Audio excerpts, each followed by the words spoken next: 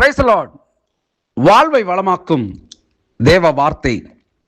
லூக்கா எழுதின சுவிசேஷம் 14ஆம் அதிகாரம் 34வது வசனம்.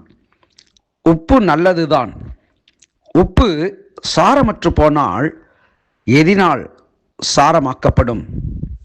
ஆம், அன்பான கர்த்தருடைய பிள்ளைகளே, இந்த வார்த்தையை மத்தேயு 5:13, மார்க்கு 9:50 இவை இந்த போன்ற வசனங்களிலே பார்க்க முடியும். கிறிஸ்துவை பின்பற்றுகிறவர்கள் என்று சொல்லிக்கொண்டு சீஷத்துவத்திற்கு தேவையானவைகளில் குறைவுபட்டால் அது சாரமில்லாத உப்பை போன்றது, வெளியே கொட்டப்படுவதை தவிர வேறு எதற்கும் உபயோகமற்றதாய் காணப்படும்.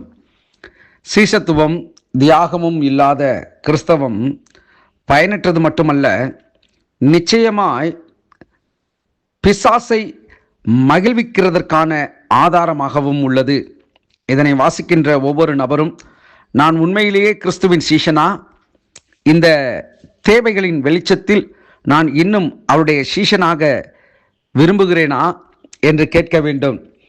இப்படிப்பட்ட கேள்விகளுக்கு நாம் கொடுக்கும் பதில்கள் மிக முக்கியத்துவம் வாய்ந்ததும் நித்தியமான விளைவுகளை பெற்றதுமாய் இருக்கிறது.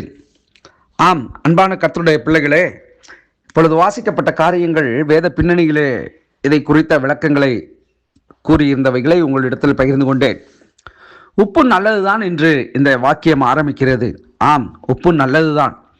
ஆனால் மிதமிஞ்சி அளவுக்கு அதிகமாய் அவைகள் கொட்டப்படுகிற வேலைகளிலே, சமையல்களிலே அல்லது சமைக்கிற காரியங்களிலே கொட்டப்படுவது என்று சொன்னால் அது முழு ஆகாரங்களையும் அது வீணடிக்கக்கூடிய ஒரு காரியமாய் போய்விடும். உப்பு சாரமற்ற நிலையிலே இருக்கக்கூடிய உப்புகளும் உண்டு, சாரமேற்றப்பட்ட உப்புகளும் உண்டு.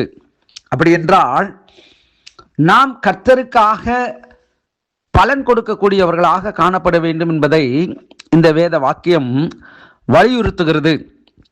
இன்றைக்கு கிறிஸ்தவர்கள் என்று சொல்லக்கூடியவர்கள் கிறிஸ்துவுக்காக ஒரு துளி அளவிலாகிலும் அவர்கள் செயல்படுவதே மிக கடினமான ஒரு சூழ்நிலையாக இருக்கிறது.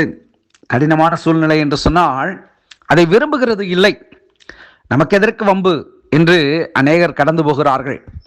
வட இந்தியாவிலே, பிற நாடுகளிலே கிறிஸ்தவத்தை ஒடுக்குகிற, கிறிஸ்தவர்களை அழிக்கிற, ஊழியர்களை கொள்ளுகிற, இப்படிப்பட்ட சபைகளை நிர்மூலமாக்குகிற மனிதர்களை பார்க்கிறவர்கள் நமக்கு ஏன் இந்த வம்பு என்று சொல்லி சுயநலம் உள்ளவர்களாக கடந்து போகிறார்கள். அவர்களுக்கும் கிறிஸ்துவுக்கும் கிறிஸ்தவத்திற்கும் எவ்வித சம்பந்தமுமே இல்லை. அப்படி என்றால் அவர்கள் பெயரளவிலே கிறிஸ்தவர்களாக இருக்கிறார்கள். இங்கே நாம் வாசித்தோம் அல்லவா, உப்பானது சாரமற்று போனால் எதினால் சாரமேற்றப்படும் என்று சொல்லி. நாம் கிறிஸ்துவின் பிள்ளைகளாக, சீஷர்களாக இருக்க வேண்டும் என்று சொன்னால் கிறிஸ்துவின் பாடுகளையும் நாம் சுமந்தே ஆக வேண்டும். கிறிஸ்து எப்படி தன்னை கிரயமாக பிதாவுடைய சித்தத்தை செய்யும்படிக்கு கிரயமாக அவர் தன்னை ஒப்பு கொடுத்தாரோ, அவருடைய சித்தத்தை செய்கிறதற்கு, கிறிஸ்துவினுடைய சித்தத்தை செய்கிறதற்கு நாமும் விலை கிரயம் கொடுத்தாக வேண்டும். எப்படி என்றால் நாம் கொல்லப்பட வேண்டும், அடிக்கப்பட வேண்டும் என்று அல்ல, அவர் நமக்கு கற்றுக் கொடுத்த சுவிசேஷத்தின் மகிமையை பிறருக்கு நாம் அறிவித்து நாம் உப்பை போல சாரம் உடையவர்களாக காணப்பட வேண்டும். இதைத்தான் தேவன் விரும்புகிறார். இப்படிப்பட்ட ஊழியங்களை செய்கிறவர்கள், அது ஊழியர்களாக இருக்கட்டும், விசுவாசிகளாக இருக்கட்டும், நிச்சயமாக பரலோகத்தின் தேவனானவர் அவர்களுக்கு நல்ல பங்கை அவர்களுக்கு தந்திருளுவார். நாம் ஜெபிப்போம். நல்ல தகப்பனே, இந்த நாளிலே எங்களை உப்பை போல சாரமுடையவர்களாய் எங்களை மாற்றுங்கப்பா. நாங்கள் உம்முடைய சுவிசேஷத்தை உம்முடைய நல் சீஷனாய் நாங்கள் விளங்கி கொள்ள, அறிவிக்க எங்களுக்கு உதவி செய்யும். இந்த வார்த்தை கேட்கிற ஒவ்வொரு பிள்ளைகளையும் ஆசீர்வதி.